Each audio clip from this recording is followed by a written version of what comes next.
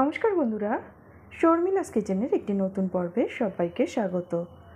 আজকে একটা ভেন্ডির নিরামিষ রেসিপি আপনাদের সাথে শেয়ার করতে চলেছি। সর্ষে ভেন্ডি, যেটা গরম ভাত দিয়ে খেতে তো দুর্দান্ত লাগে, তবে আপনারা রুটির সাথেও এটা ট্রাই করতে পারেন। চলুন তাহলে দেখে নিই আজকের রেসিপি সর্ষে ভেন্ডি। এর জন্য প্রথমেই এখানে ভেন্ডিগুলোকে ভালো করে ধুয়ে কেটে রেখেছি।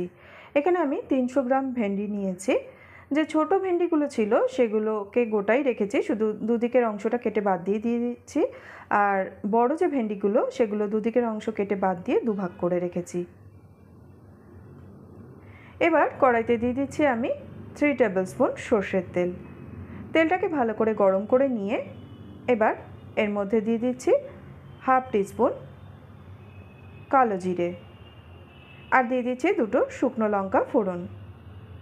ফোড়নটা একটু ভাজা ভাজা করে নিয়ে যে ভেন্ডিগুলোকে কেটে রেখেছিলাম, ভেন্ডিগুলোকে এবার তেলের মধ্যে দিয়ে দিলাম। ভেন্ডিগুলোকে হালকা করে ভেজে নিতে হবে। ভেন্ডিগুলো এখন ভাজা হয়ে গেছে। এবার 2 টিস্পুন কালো সর্ষেকে সামান্য নুন দিয়ে বেটে রেখেছিলাম, সর্ষে বাটাটাকে এর মধ্যে দিয়ে দিলাম। দিচ্ছি সামান্য একটু জল।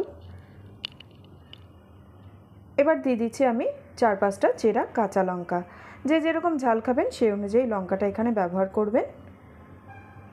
দিচ্ছি হাফ টিস্পুনের থেকে একটু কম হলুদ গুঁড়ো, আর স্বাদ অনুযায়ী নুন দিয়ে দিলাম। সর্ষে বাটার সময় আমি একটু নুন দিয়েছিলাম, তাই এই সময় নুনটা একটু বুঝে দিতে হবে। ভালো করে মিশিয়ে নিয়ে মিডিয়াম ফ্লেমে একটু কষিয়ে নেব। তবে সর্ষে বাটা দিয়ে খুব বেশি কষানোর দরকার হয় না, সামান্য কষিয়ে নেওয়ার পরই এর মধ্যে দিচ্ছি আমি অল্প করে জল। ভেন্ডিগুলো সেদ্ধ হবার জন্য অল্প করে জল দিয়ে ভালো করে মিশিয়ে নিয়ে মিডিয়াম ফ্লেমে একটু ঢাকা দিয়ে দিলাম। খানিকক্ষণ বাদে এখন দেখুন গ্রেভিটা পুরোপুরি ঘন হয়ে গেছে, চারিদিক দিয়ে তেল ছেড়ে দিয়েছে, ভেন্ডিগুলোও সেদ্ধ হয়ে গেছে। এবার নামানোর আগে এর মধ্যে দিয়ে দিচ্ছি আমি সামান্য পরিমাণে চিনি। যারা চিনি পছন্দ করেন না তারা দেবেন না, তবে নিরামিষ রান্নায় একটু চিনি দিলে কিন্তু টেস্টটা ভালো হয়। ভালো করে মিশিয়ে নিলে কিন্তু সর্ষে ভেন্ডি একদমই তৈরি। গরম ভাতের সাথে এই সর্ষে ভেন্ডি খেতে কিন্তু দুর্দান্ত লাগে। অবশ্যই একবার বাড়িতে ট্রাই করুন, আশা করছি আপনাদের ভীষণ ভালো লাগবে। আর রেসিপি ভালো লাগলে প্লিজ ভিডিওটিকে একটা লাইক ও শেয়ার করে আমার চ্যানেলটি সাবস্ক্রাইব করে নেওয়ার অনুরোধ রইল।